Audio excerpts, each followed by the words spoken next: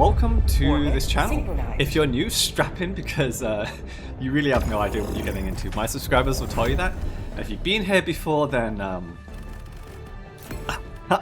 don't really know what to say. This is just ridiculous. But yeah, you're gonna enjoy this either way. Now, for those who are new, this channel, it's all about efficiency, and I'm just trying to figure out, what is the best build we can possibly come up with. And even if you're not going to use it, that's perfectly fine. As long as you're entertained and hopefully you learn something new that's going to help you enjoy the game even more, that's what matters most, competitive or not. If you're not a fan of competitive channels, this is not for you. My video description will tell you that. If you want to see the non-commentary version of this run, you can find it in the pinned comment below. And if you missed my loadout earlier, wondering what criteria I use to judge and test the best builds possible, check the video description below as well. But in short, we're trying to figure out which build can handle the most pressure theoretically possible. So yeah, that's the best build I'm looking for, so let's get to it. Now, for this one is I'm actually kind of lost for words even though it's in front of me. But in short, the idea is there's two ways to go about this mission. There is literally running around and shooting through all the doors inside the warp ship. Now that is much harder because you have to run around, you have to get the right angle, all that kind of stuff. The other option is literally brute forcing the ships and not relying on the doors all the time. And the reason why I chose that path is if you've seen my videos before, you know I always emphasize proactive playstyle over reactive. Proactive means you fight how you want to fight.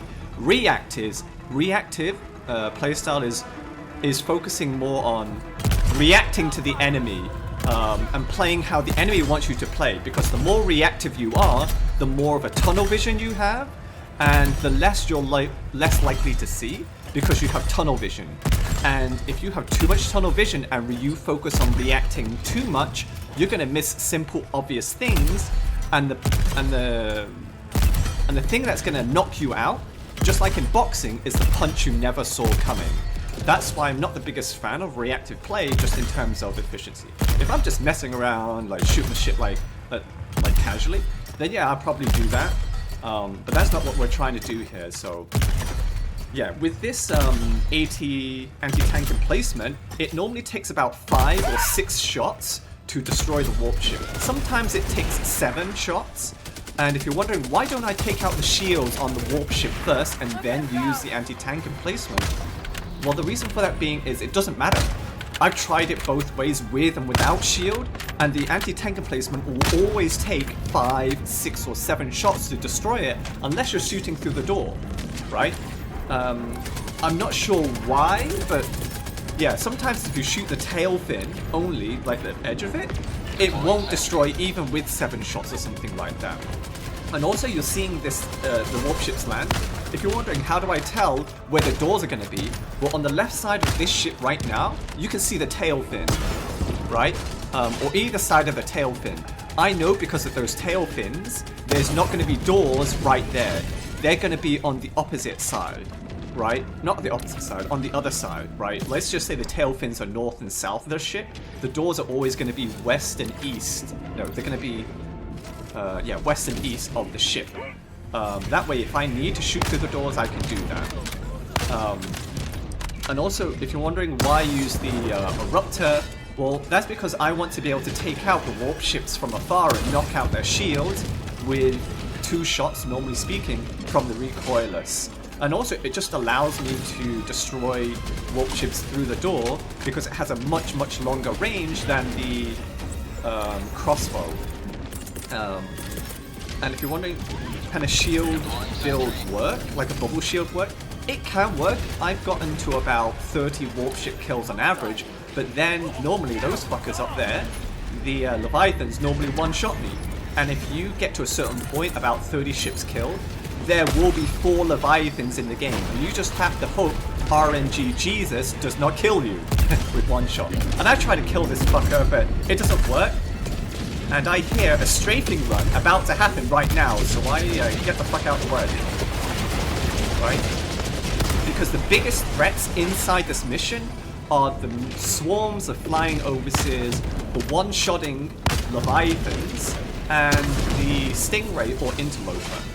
And if you notice at the beginning, I focus on landing on the edge of the map, and then I move around the edge of the map.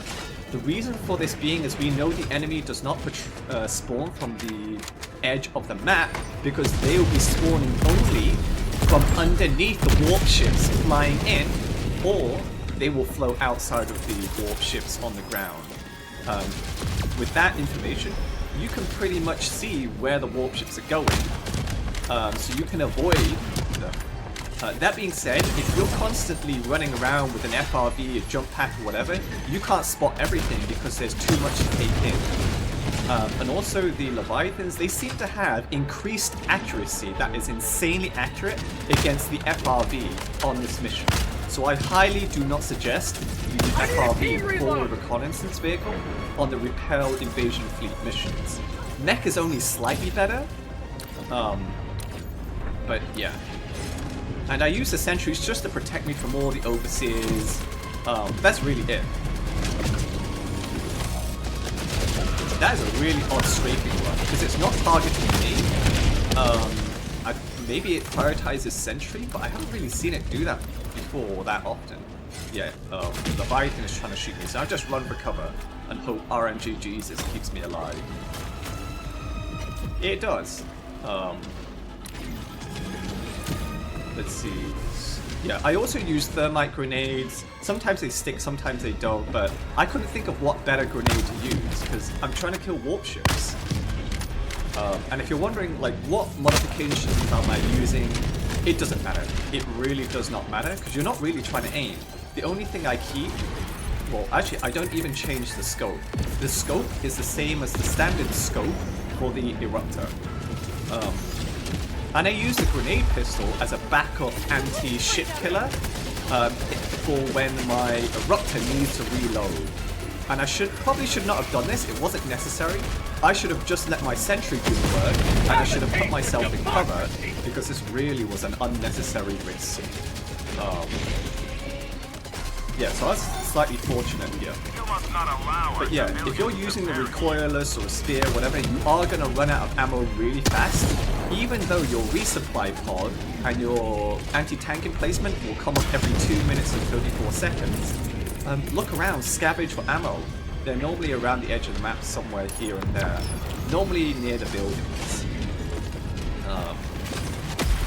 Yeah, and also the Eruptor, the kind of explosive charge that makes it explode and do the shrapnel, that will actually not work past a certain range. I don't know what range that is, and if that's the case, use the anti-tank emplacement, or just get closer, right? But yeah, I've tried every kind of build I can for this, FRV, Nex, Bubble Shield with a shield generator as well. The support stratagem, I've tried jump pack and so on.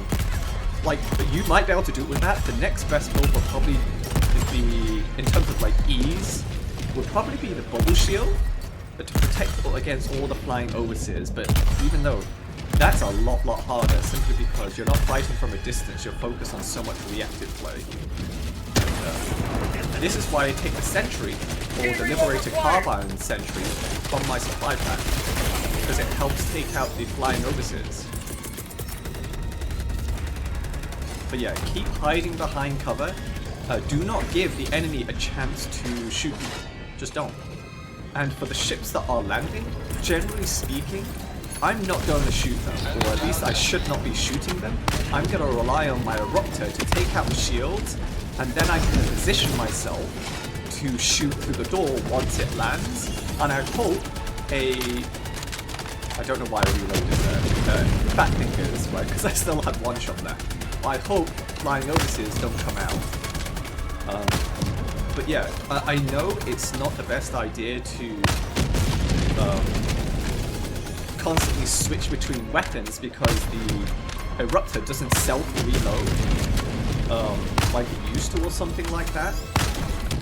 But that's why I have the grenade pistol, right? Because sometimes you really can't tell if your Eruptor is fully loaded, because even though it's got the white icon that says it's reloaded, you still have to pull the bolt back for it to actually fire, to chamber the round.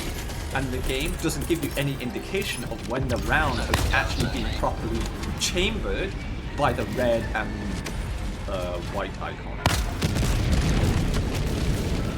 And my armor passive, I've just gone for more primary ammo and reload faster because of how often we use the eruptor to take out the shields and to destroy the ship from afar. Yeah, I think there's 2 or 3 Leviathans now. Like, just ignore the Leviathans. You can actually kill them with a strafing run 1 shot or 2 shots. Like, the most damage is going to be along the spine of the Leviathan. And I don't bother, simply because the Leviathans move too fast. You can't throw it far enough a lot of the time, and they will shoot you from 200 or 300 meters away. So there really is no point, especially if you're trying to do a solo. Oh, that reminds me. You are only allowed to kill like 6 super citizens before the game will declare you a traitor and kill you with like orbital precision strike or something like that. But if your sentries do the killing, they can kill as many as they want. And sometimes you will see me pop out of the Anti-Tank Emplacement, even though I don't need to, because I thought I heard an enemy coming up to slap me in the face, right? And I don't want that. Because when I'm aiming, I'm not tunnel vision. I'm not putting my full focus here. I'm kind of like looking left and right and just clicking a button to see is there anyone flanking me.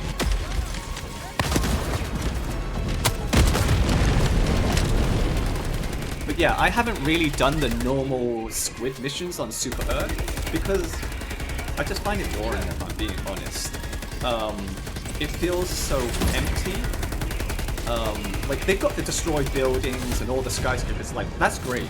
But the one thing they're missing that they didn't do research on, and they didn't think about, is, have you seen the movie, The Battle of Los Angeles from 2011? Is it 2011? Anyway, it's the Battle of Los Angeles in there, and the game Modern Warfare 3 from 2011 when you fight inside the cities. One thing you'll know from both the movie and the game, there is hundreds of cars everywhere. That's the kind of mega city I want to fight in, where there is an entire massive range, like just cars upon cars upon cars that show just how rushed this invasion, it caught Super Earth off guard. Because you still have a lot of civilians lying around. You don't have a lot of battle emplacements, sandbags and so on, or tanks, like prepared. So that kind of creates a narrative, a role-playing narrative of Super Earth, even with a week's worth of warning, were completely caught off guard. And so were their citizens as well. That's why I expected cars everywhere, lining every street. Sure, there might be some streets that are empty, but most streets should have dozens and dozens and dozens of cars lined up like a traffic jam. That will actually make it feel more lived in, and I think maybe the engine can actually handle that. Yeah, that's why you shouldn't have tunnel vision. But yeah, I just don't enjoy fighting inside the Super Earth cities because of how barren they feel. And there is nothing has changed. The build has not changed at all from when we were fighting outside Super Earth. Just hide from the Leviathans. There's just really no point. And also the missions are so much easier because you have so much more cover to run away and do the thing. And also, I think when the timer was 8 minutes and 8 seconds, if you look in the background there, one of the warp ships were actually destroyed by an unknown means, and I don't know how it happened, because I was targeting a warp ship, and the warp ship behind it was destroyed, but that would not have affected the mission at all, the timer, because I had more than enough time, and I was only able to count 49 kills, not 50, so I miscounted somewhere. I don't know where that 50th kill is. I probably need to rewatch the video, but if someone recounts it and tells me, I'd appreciate that too. Also, if you're enjoying this video so far, share a like, like, share, subscribe, and comment. Would really appreciate it. I think a lot of people would love to see this, and if you agree, then hit that share, like, subscribe, and all that good stuff. Yeah, at some point, it was maybe about 7 minutes left. I realized I can actually do this because one of the things I found out that did not help with this gameplay was I was constantly looking at how many ships I have left to kill, and that took away my focus. It's kind of like when you're trying to play well and explain what you're doing, you can't play as good as you normally do because part of your brain is thinking how to explain things towards your audience. It's the same thing when you're trying to keep track of too many things at once. So when you're doing this mission, whether it be solo or not, don't try to keep track of the counter. Just go ahead, focus on killing the ships. It'll feel a lot less stressful. And in this moment, I know there's a Leviathan above me, somewhere behind. And if it wants to one-shot me, it can do that, right? At some point, you just have to let RNG Jesus do its job. If it ruins a run, it ruins a run, right?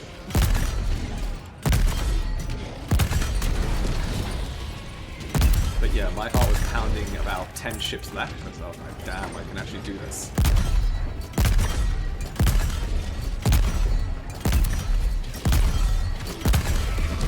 But yeah, I also hope Arrowhead has more updates very soon, because when I envisioned fighting the Illuminate, I did not envision of fighting a very generic army of zombie hordes and a fighter plane. I want to fight what makes the Illuminate unique, just like from the first game. The Illuminate are known for having lots of shielded units, they are known for laser beams, and they are known for mind fuckery, like the Illusionist. That's the kind of Illuminate I want to fight, so that's why I'm kind of disappointed with this update overall, because yeah, it's got nice village units, I won't deny that. I want to fight the Illuminate, and the update they've given us so far does not feel like I'm fighting the Illuminate. It just feels like I'm fighting another generic zombie faction. And I want to fight more shield guys, I want to fight the mindfuckery. That will be a lot more fun and unique for more guys. Oh yeah, that almost gave me a heart attack. I was like, let the sentries handle it. But yeah, I might try to do another run with the shield this time.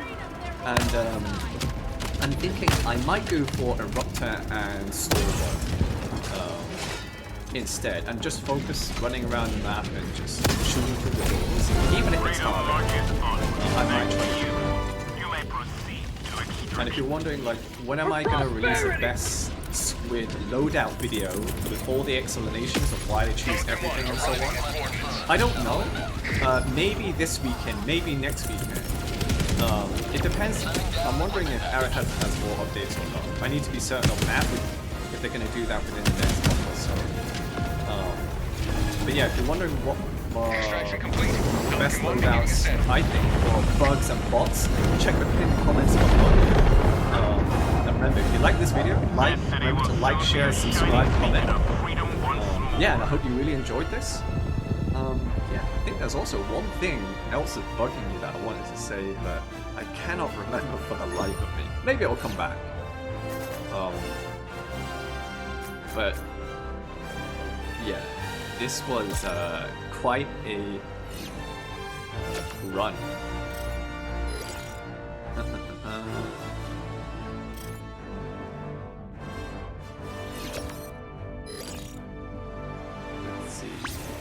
No, I think it's completely escaped from my mind what I was going to say. But I've said pretty much everything.